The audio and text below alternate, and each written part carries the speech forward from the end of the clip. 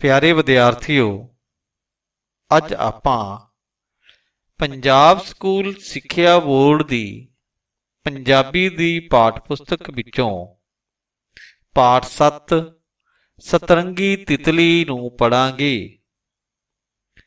डब्बा खरगोश उस दिन शरारती रौं विच सी। ਉਹ सतरंगी तितली नूं फड़न दी कोशिश कर रहा सी। घाह ने आखिया, डब्बे खरगोश तू सानू लिताड़ रहा है। पौधियां ने आखिया, तू साडियां टाहनियां भन रहा है। डब्बे खरगोश नूं कोई परवाह नहीं सी। वो हर हीले तितली नूं फड़ना चाहुंदा सी। तितली उड़ के कदी एक झाड़ी ते जा बैठदी सी ते कदी दूजी उत्ते, पर डब्बा खरगोश ਉਹਨੂੰ चैन नहीं सी लैन दे रहा। तितली भी बार बार अपने आप ਨੂੰ बचाउंदी होई हफ गई सी। ਉਹ साहो साह होई बोली, डब्बे वीरे तू मेरे पिछे क्यों पिया है? मैं तां बहुत निक्की हाँ, तू मैनू वेख तां सकदा है ना? तू इन्नी निक्की भी नहीं कि मैं तेनू वेख ना सकां। खरगोश बोलिया। तितली ने लम्मा साह भरिया। मैं तां तैथों बहुत कमजोर हाँ, फिर तू मैनू तंग क्यों कर रहा है? बस तेनू वेख के मैनू खिज आ रही है। तू एवें फजूल जही चीज है, तेनू तां हवा भी जिधर मर्जी उड़ा के ले जावे। खरगोश ने कहा। फजूल तां कुछ भी नहीं हुंदा। हर एक जीव दी अपनी लोड़ है, अपना काम है। निक्के तो निक्के जीव दी भी अपनी शक्ति है। तितली कहन लगी। शक्ति? डब्बा खरगोश हसन लगा। पर मैनू तेरे विच तां इहो जिही कोई शक्ति नहीं दिसदी। की पता है? तितली ने कहा। जे ये गल है तां हो जाए एक मुकाबला। ਆਪਾਂ ਸਾਡੇ ਘੁਰਨਿਆਂ ਤੱਕ ਜਾਵਾਂਗੇ, ਵੇਖਦੇ ਹਾਂ ਉੱਥੇ ਕੌਣ ਪਹਿਲਾਂ ਪਹੁੰਚਦਾ ਏ। खरगोश हंकार विच बोलिया। बस फिर की सी, दोहां दा मुकाबला शुरू हो गया। डब्बा खरगोश पल छिन विच ही टपुसियां मारदा नजरां तो ओले हो गया। तितली अपने सतरंगे परां नूं हिलाउंदी होई ਉਹਦੇ ਪਿੱਛੇ ਪਿੱਛੇ ਉੱਡ ਪਈ। ਉਹ ਬਹੁਤ ਦੇਰ ਤੱਕ ਉੜਦੀ ਰਹੀ। ਅੱਗੇ ਪਹੁੰਚੀ ਤਾਂ ਉਹਨੂੰ ਝੀਲ ਦੇ ਕਿਨਾਰੇ ਡੱਬਾ ਖਰਗੋਸ਼ ਨਿੰਮੂ ਝੁਣਾ ਹੋਇਆ ਬੈਠਾ ਦਿਸ ਪਿਆ। तू खलो क्यों गया है? तितली ने डब्बे खरगोश ਨੂੰ ਆਖਿਆ। ਅੱਗੇ ਝੀਲ ਜੋ ਹੈ, ਜੇ ਮੈਂ ਪਾਣੀ ਉੱਤੇ ਪੈਰ ਰੱਖਿਆ ਤਾਂ ਡੁੱਬ ਜਾਵਾਂਗਾ। ਫਿਰ ਮੇਰੇ ਕੋਲੋਂ ਪਾਣੀ ਚੋਂ ਨਿਕਲਿਆ ਨਹੀਂ ਜਾਣਾ। तितली उड़ के पानी उत्ते तर रहे एक पत्ते उत्ते बैठ गई। वेख झील मैनू कुछ नहीं कह रही। डब्बा खरगोश चुप रहा। मैं तां उड़ के भी झील दे पार जा सकती हाँ। तितली ने डब्बे खरगोश ਨੂੰ ਕਿਹਾ। मैं उड़ नहीं सकता। डब्बे खरगोश ਦੀ आवाज ਵਿੱਚ ਬੇਵਸੀ ਸੀ। कोई गल नहीं, तू उत्तों दी बल दे के झील दे अगले पार पहुंच, उत्थे आपां मुकाबला फिर शुरू कर लवांगे। सतरंगी तितली ने डब्बे खरगोश ਨੂੰ ਆਪਣਤ ਨਾਲ ਆਖਿਆ।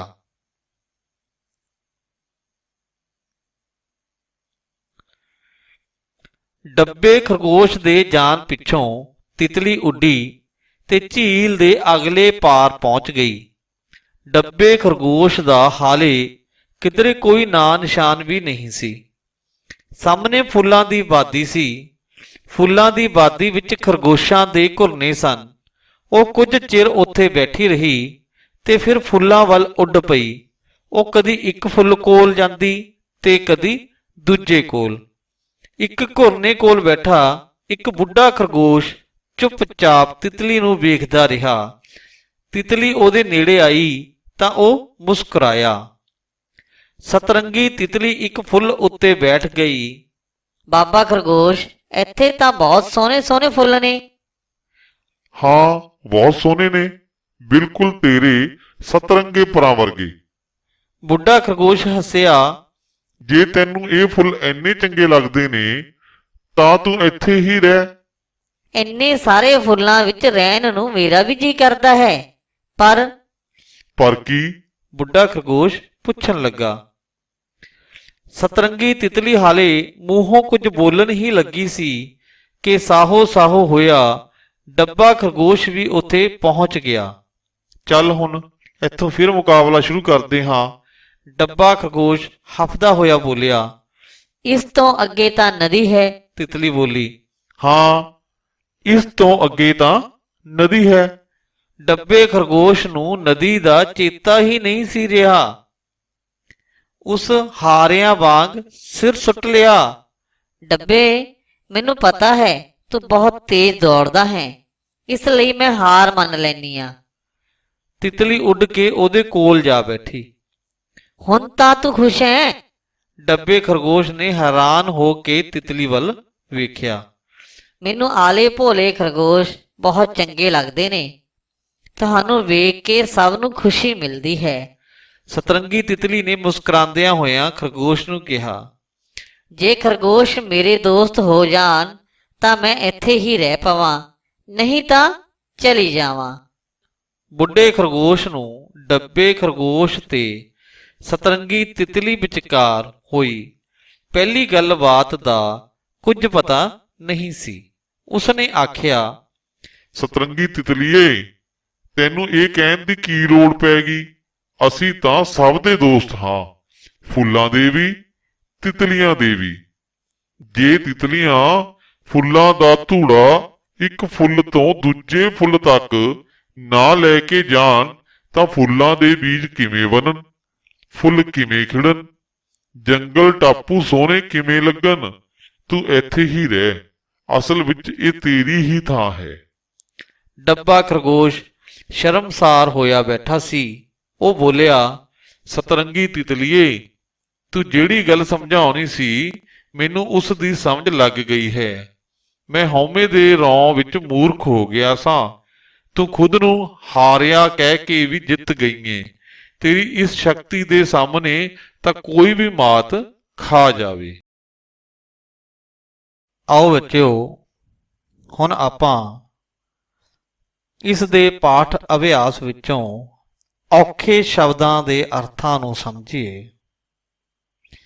ਸ਼ਰਾਰਤੀ ਰੌਂ, ਚਾਂਬਲਣਾ, ਲਿਤਾੜਨਾ, ਮਿੱਧਣਾ ਜਾਂ ਖਰਾਬ ਕਰਨਾ, ਹੀਲਾ, ਤਰੀਕਾ, ਚੈਨ, ਆਰਾਮ, ਹਫਨਾ, ਸਾਹ ਚੜ੍ਹਨਾ ਜਾਂ ਥੱਕਣਾ, ਲੰਮਾ ਸਾਹ ਭਰਨਾ, ਹੌਕਾ ਲੈਣਾ, ਘੁਰਨਾ, ਖਰਗੋਸ਼ ਦੇ ਰਹਿਣ ਦੀ ਥਾਂ, ਪਲਛਿਨ, ਬਹੁਤ ਜਲਦੀ, ਓਲੇ, ਅੱਖਾਂ ਤੋਂ ਪਰੇ, ਨਿਮੋਚੁਨਾ, ਉਦਾਸ, ਬੇਵਸੀ, ਬਸ ਵਿੱਚ ਨਾ ਹੋਣਾ, ਵੱਲ ਦੇ ਕੇ, ਉੱਪਰੋਂ ਦੀ ਘੁੰਮ ਕੇ, ਆਪਨਤ, ਆਪਣਾਪਨ, ਫੁੱਲਾਂ ਦੀ ਵਾਦੀ, ਜਿੱਥੇ ਬਹੁਤ ਸਾਰੇ ਫੁੱਲ ਲੱਗੇ ਹੋਣ, ਸਾਹੋ ਸਾਹ ਹੋਣਾ, ਸਾਹ ਚੜ੍ਹਨਾ,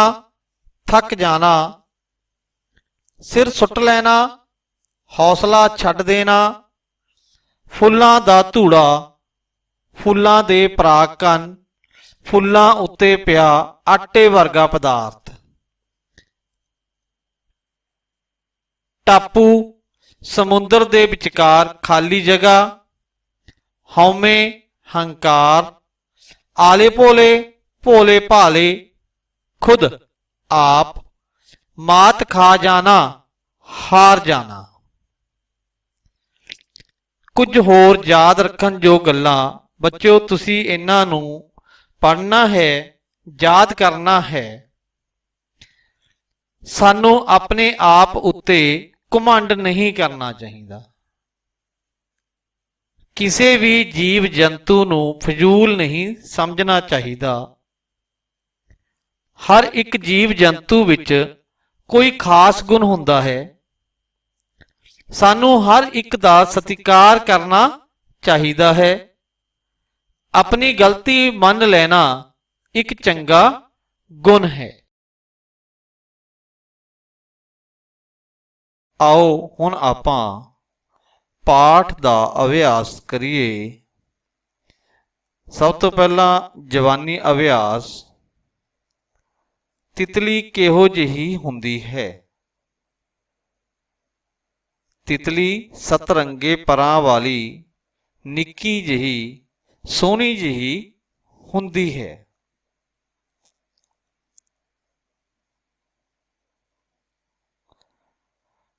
ਖਰਗੋਸ਼ ਕਿੱਥੇ ਰਹਿੰਦੇ ਹਨ? ਹਾਂ ਬੱਚਿਓ, ਆਪਾਂ ਪਾਠ ਦੇ ਵਿੱਚ ਪੜ੍ਹਿਆ ਵੀ ਸੀ, ਖਰਗੋਸ਼ ਘੁਰਨਿਆਂ ਵਿੱਚ ਰਹਿੰਦੇ ਹਨ।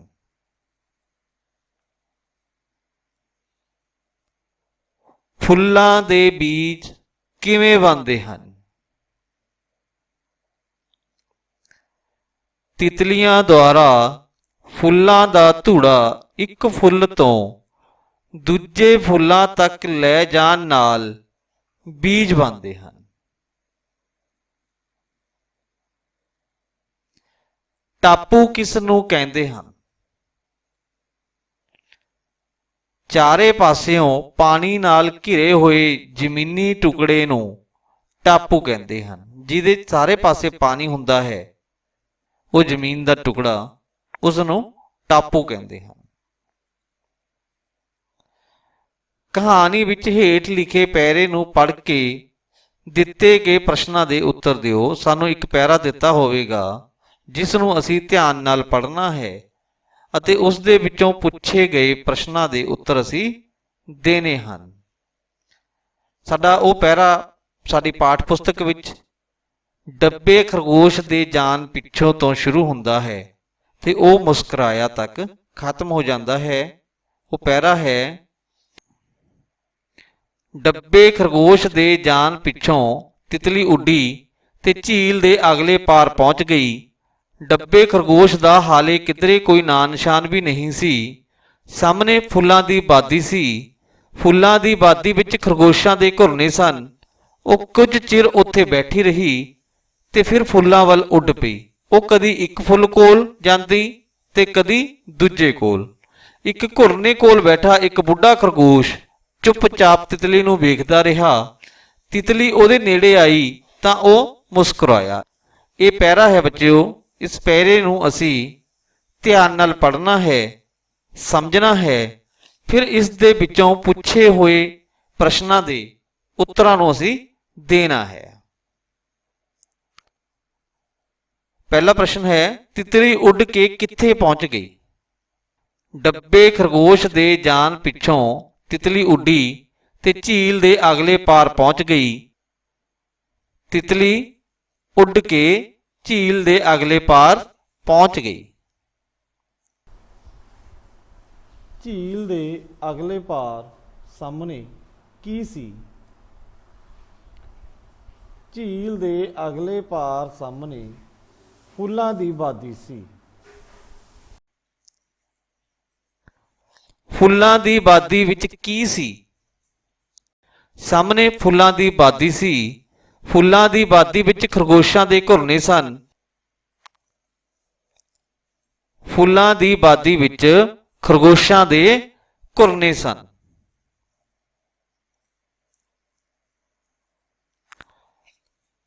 ਬੁੱਢਾ ਖਰਗੋਸ਼ ਕੀ ਕਰ ਰਿਹਾ ਸੀ?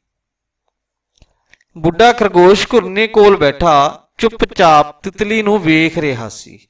ਇੱਕ ਘੁਰਨੇ ਕੋਲ ਬੈਠਾ ਇੱਕ ਬੁੱਢਾ ਖਰਗੋਸ਼ ਚੁੱਪਚਾਪ ਤਿਤਲੀ ਨੂੰ ਵੇਖਦਾ ਰਿਹਾ। ਠੀਕ ਸ਼ਬਦ ਚੁਣ ਕੇ ਖਾਲੀ ਥਾਵਾਂ ਭਰੋ। ਇਹ ਸਾਨੂੰ ਕੁਝ ਸ਼ਬਦ ਦਿੱਤੇ ਹੋਏ ਹਨ। ਸਬਦੇ, ਬੇਵਸੀ, ਚੈਨ, ਸ਼ਕਤੀ। ਅਸੀਂ ਇਹਨਾਂ ਸ਼ਬਦਾਂ ਨੂੰ ਇਹਨਾਂ ਖਾਲੀ ਥਾਵਾਂ ਦੇ ਵਿੱਚ ਭਰਨਾ ਹੈ। ਡੱਬਾ ਖਰਗੋਸ਼ ਉਸ ਨੂੰ ਡੈਸ਼ ਨਹੀਂ ਸੀ ਲੈਣ ਦੇ ਰਿਹਾ। ਚੈਨ, ਡੱਬਾ ਖਰਗੋਸ਼ ਉਸ ਨੂੰ ਚੈਨ ਨਹੀਂ ਸੀ ਲੈਣ ਦੇ ਰਿਹਾ। ਨਿੱਕੇ ਤੋਂ ਨਿੱਕੇ ਜੀਵ ਦੀ ਵੀ ਆਪਣੀ ਡੈਸ਼ ਹੁੰਦੀ ਹੈ। ਸ਼ਕਤੀ, ਸ਼ਾਬਾਸ਼। ਡੱਬੇ ਖਰਗੋਸ਼ ਦੀ ਆਵਾਜ਼ ਵਿੱਚ ਡੈਸ਼ ਸੀ, ਬੇਵਸੀ।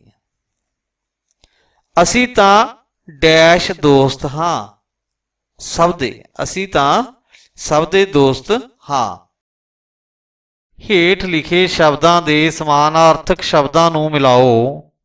ਸਮਾਨ ਅਰਥ, ਸਮਾਨ ਅਰਥਾਂ ਵਾਲੇ ਸ਼ਬਦਾਂ ਨੂੰ ਬੱਚਿਓ ਅਸੀਂ ਮਿਲਾਣਾ ਹੈ, ਭਾਵ ਜਿਸ ਦਾ ਉਹ ਸੇਮ ਅਰਥ, ਉਹੀ ਅਰਥ ਹੋਵੇਗਾ, ਉਹਨਾਂ ਸ਼ਬਦਾਂ ਨੂੰ ਅਸੀਂ ਮੈਚਿੰਗ ਕਰਨੀ ਹੈ। ਨਿੱਕੀ, ਹਾਂ ਛੋਟੀ। ਸ਼ਕਤੀ, ਤਾਕਤ। ਪਰਾਂ ਵਰਗੇ, ਪਰ ਅਸੀਂ ਖੰਭਾਂ ਨੂੰ ਵੀ ਕਹਿੰਦੇ ਹਾਂ, ਇਸ ਲਈ ਖੰਭਾਂ ਵਰਗੇ। ਚੇਤਾ, ਯਾਦ ਸ਼ਕਤੀ। ਦੋਸਤ, ਮਿੱਤਰ। ਹਉਮੈ, ਹੰਕਾਰ। ਹੇਠ ਲਿਖੀਆਂ ਸਤਰਾਂ ਵਿੱਚ ਢੁਕਵੇਂ ਵਿਸ਼ਰਾਮ ਚਿੰਨ੍ਹ ਲਾਓ। ਇਹ ਕੁਝ ਵਿਸ਼ਰਾਮ ਚਿੰਨ੍ਹ ਸਾਨੂੰ ਦਿੱਤੇ ਹੋਏ ਹਨ ਬੱਚਿਓ, ਅਸੀਂ ਇਹਨਾਂ ਨੂੰ ਇਹਨਾਂ ਸਤਰਾਂ ਦੇ ਵਿੱਚ ਲਾਣਾ ਹੈ। ਆਓ ਕੋਸ਼ਿਸ਼ ਕਰੀਏ। ਤੂੰ ਇੰਨੀ ਨਿੱਕੀ ਵੀ ਨਹੀਂ ਕਿ ਮੈਂ ਤੈਨੂੰ ਵੇਖ ਨਾ ਸਕਾਂ, ਖਰਗੋਸ਼ ਬੋਲਿਆ। ਜਿਹੜੀ ਚੀਜ਼ ਕਿਸੇ ਦੁਆਰਾ ਕਹੀ ਗਈ ਹੁੰਦੀ ਹੈ ਉਸ ਨੂੰ ਅਸੀਂ ਇਹਨਾਂ ਕੋਮਿਆਂ ਦੇ ਵਿੱਚ ਬੰਦ ਕਰਦੇ ਹਾਂ। ਤੂੰ ਇੰਨੀ ਨਿੱਕੀ ਵੀ ਨਹੀਂ ਕਿ ਮੈਂ ਤੈਨੂੰ ਵੇਖ ਨਾ ਸਕਾਂ, ਕੋਮਾ, ਕੋਮੇ ਬੰਦ। ਖਰਗੋਸ਼ ਬੋਲਿਆ। ਇੱਥੇ ਲਾਈਨ ਪੂਰੀ ਹੋ ਗਈ ਹੈ ਤਾਂ ਅਸੀਂ ਡੰਡੀ ਲਾਵਾਂਗੇ। ਤਿਤਲੀ ਨੇ ਲੰਮਾ ਸਾਹ ਭਰਿਆ, ਕੋਮਾ, ਮੈਂ ਤਾਂ ਤੇਥੋਂ ਬਹੁਤ ਕਮਜ਼ੋਰ ਹਾਂ, ਫਿਰ ਤੂੰ ਮੈਨੂੰ ਤੰਗ ਕਿਉਂ ਕਰ ਰਿਹਾ ਹੈ। ਸਭ ਤੋਂ ਪਹਿਲਾਂ ਕੋਮਾ, ਕਿਉਂਕਿ ਇਹ ਤਿਤਲੀ ਦੁਆਰਾ ਬੋਲੇਗੀ ਲਾਈਨ ਹੈ। ਫਿਰ ਕੋਮਾ, ਮੈਂ ਤਾਂ ਤੇਥੋਂ ਬਹੁਤ ਕਮਜ਼ੋਰ ਹਾਂ। ਇੱਥੇ ਅਸੀਂ ਰੁਕਣਾ ਹੈ, ਇਸ ਲਈ ਅਸੀਂ ਇੱਥੇ ਕੋਮਾ ਲਾਇਆ। ਮੈਂ ਤਾਂ ਤੇਥੋਂ ਬਹੁਤ ਕਮਜ਼ੋਰ ਹਾਂ, ਫਿਰ ਤੂੰ ਮੈਨੂੰ ਤੰਗ ਕਿਉਂ ਕਰ ਰਿਹਾ ਹੈ। ਕੁਐਸਚਨ ਮਾਰਕ ਕਿਉਂ, ਜਿੱਥੇ ਕਿਉਂ ਆ ਜਾਂਦਾ ਹੈ ਉੱਥੇ ਅਸੀਂ ਇਸ ਪ੍ਰਸ਼ਨ ਚਿੰਨ੍ਹ ਦਾ ਪ੍ਰਯੋਗ ਕਰਦੇ ਹਾਂ ਤੇ ਫਿਰ ਇਹ ਕੋਮਿਆਂ ਨੂੰ ਅਸੀਂ ਬੰਦ ਕਰਨਾ ਹੈ। ਅਧੂਰੀ ਕਹਾਣੀ ਪੂਰੀ ਕਰੋ। ਇਹ ਕਲਪਨਾਮਈ ਸਿਰਜਣਾਤਮਕ ਪਰਖ ਹੈ ਬੱਚਿਓ, ਜਿਸ ਦਾ ਸਿਰਲੇਖ ਹੈ ਪੰਛੀਆਂ ਨਾਲ ਮਿੱਤਰਤਾ। ਤੁਸੀਂ ਇਹਨਾਂ ਲਾਈਨਾਂ ਨੂੰ ਧਿਆਨ ਦੇ ਨਾਲ ਪੜ੍ਹਨਾ ਹੈ, ਸਮਝਣਾ ਹੈ ਤੇ ਇਸ ਤੋਂ ਬਾਅਦ ਦਿੱਤੀਆਂ ਹੋਈਆਂ ਲਾਈਨਾਂ ਦੇ ਵਿੱਚ ਇਹ ਅਧੂਰੀ ਕਹਾਣੀ ਹੈ ਜਿਸ ਨੂੰ ਤੁਸੀਂ ਆਪਣੇ ਆਪ ਆਪਣੀ ਸਮਝ ਦੇ ਅਨੁਸਾਰ ਪੂਰਾ ਕਰਨਾ ਹੈ। ਦੋਸਤੋ, ਅਗਰ ਤੁਸੀਂ ਮੇਰੇ ਇਸ ਚੈਨਲ ਨੂੰ ਹਜੇ ਤੱਕ ਸਬਸਕ੍ਰਾਈਬ ਨਹੀਂ ਕੀਤਾ ਹੈ ਤਾਂ ਕਿਰਪਾ ਕਰਕੇ ਇਸ ਨੂੰ ਸਬਸਕ੍ਰਾਈਬ ਕਰ ਲਵੋ। ਅਗਰ ਤੁਹਾਨੂੰ ਮੇਰੀ ਵੀਡੀਓ ਪਸੰਦ ਆਉਂਦੀ ਹੈ ਤਾਂ ਉਸ ਨੂੰ ਲਾਈਕ ਵੀ ਜ਼ਰੂਰ ਕਰੋ। ਹਾਂ, ਅਗਰ ਤੁਸੀਂ ਮੈਨੂੰ ਕੋਈ ਸੁਝਾਅ ਦੇਣਾ ਚਾਹੁੰਦੇ ਹੋ ਤਾਂ ਕਮੈਂਟ ਦੇ ਵਿੱਚ ਲਿਖ ਕੇ ਮੈਨੂੰ ਸੁਝਾਅ ਵੀ ਜ਼ਰੂਰ ਦਿਓ। ਅਗਰ ਤੁਹਾਨੂੰ ਮੇਰੀ ਵੀਡੀਓ ਪਸੰਦ ਆਉਂਦੀ ਹੈ ਤਾਂ ਕਿਰਪਾ ਕਰਕੇ ਮੇਰੀ ਵੀਡੀਓ ਨੂੰ ਦੂਜਿਆਂ ਤੱਕ ਭੇਜਣ ਲਈ ਇਸ ਨੂੰ ਸ਼ੇਅਰ ਵੀ ਜ਼ਰੂਰ ਕਰੋ। ਉਮੀਦ ਕਰਦਾ ਹਾਂ ਬੱਚਿਓ ਤੁਹਾਨੂੰ ਇਹ ਪਾਠ ਚੰਗੀ ਤਰ੍ਹਾਂ ਸਮਝ ਆਇਆ ਹੋਵੇਗਾ। ਧੰਨਵਾਦ।